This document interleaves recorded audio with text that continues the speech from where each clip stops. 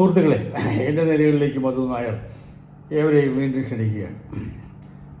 ഇന്ന് നമ്മുടെ തിരഞ്ഞെടുപ്പ് ഫലങ്ങളെക്കുറിച്ച് എൻ്റെ ചില ചിന്തകൾ നിങ്ങളോട് പങ്കുവയ്ക്കുകയാണ്. വളരെ വലിയൊരു കാര്യമാണ് നടന്നിരിക്കുന്നത്.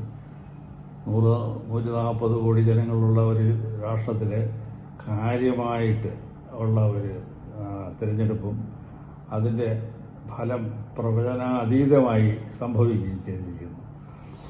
ആര് ജയിച്ചു ആര് തോറ്റതെന്നുള്ള എൻ്റെ വ്യക്തിപരമായ അഭിപ്രായം ഇവിടെ പ്രസക്തമല്ല. പക്ഷേ ഞാനിത് ഈ നാട്ടിൻ്റെ എൻ്റെ ജന്മഭൂമിയുടെ ഏറ്റവും വലിയ ഒരു വിജയമായിട്ടാണ് ഞാൻ കണക്കാക്കുന്നത്.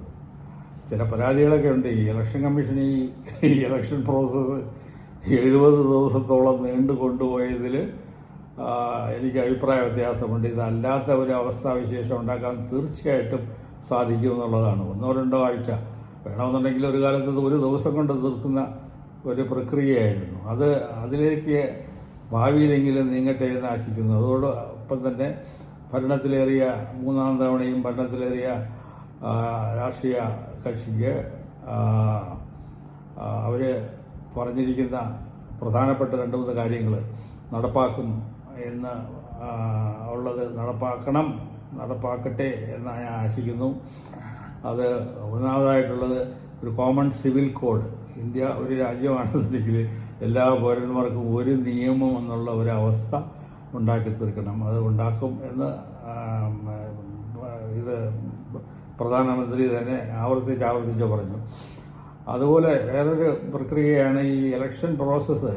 ഒരു ഉത്സവം പോലെ തീർന്നിരിക്കുന്നു. അതിൽ വലിയ പരാതിയൊന്നുമില്ല. ഉത്സവങ്ങൾ നല്ല കാര്യങ്ങൾ. പക്ഷേ ഇത് ആണ്ടോടാണ്ട് ഒരുപാട് തിരഞ്ഞെടുപ്പുകൾ. ഇപ്പോൾ കേരളത്തിലാണെന്നുണ്ടെങ്കിൽ അടുത്ത കൊല്ലമാറ്റ പഞ്ചായത്ത് ഇലക്ഷൻ വരുന്നു.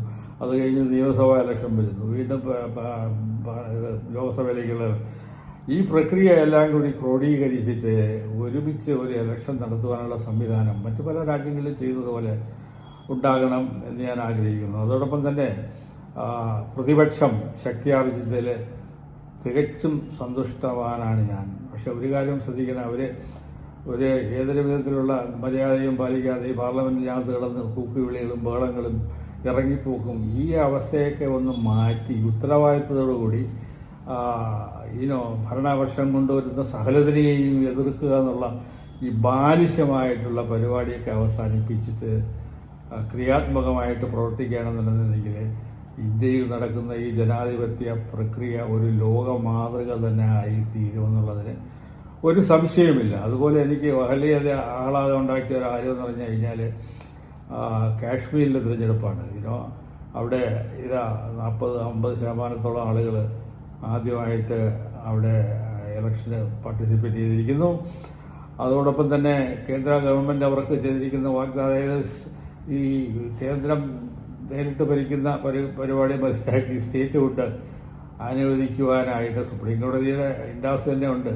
അത് നടക്കട്ടെ. അവിടെ സ്റ്റേറ്റ് അസംബ്ലി ഇലക്ഷൻസ് അവരുടെ ഹിതമനുസരിച്ചിട്ടുള്ളൊരു ഭരണവർഗം വരട്ടെ എന്നൊക്കെ ആശിച്ചിട്ട് കാശ്മീരിനെ കുറിച്ച് പറയുമ്പോൾ ഞാൻ സ്വല്പം ഒരു വികാരധീരനാണ്. കാരണം എൻ്റെ ഫോർമറ്റ് ഇയേഴ്സ്, എൻ്റെ വിദ്യാഭ്യാസം 5-6 കൊല്ലം അവിടെ ആയിരുന്നു. അപ്പോൾ പലതവണ കാശ്മീരിൽ പോയിട്ടുണ്ട്. വീണ്ടും ഒരു യാത്ര പ്ലാൻ ചെയ്യുന്നു.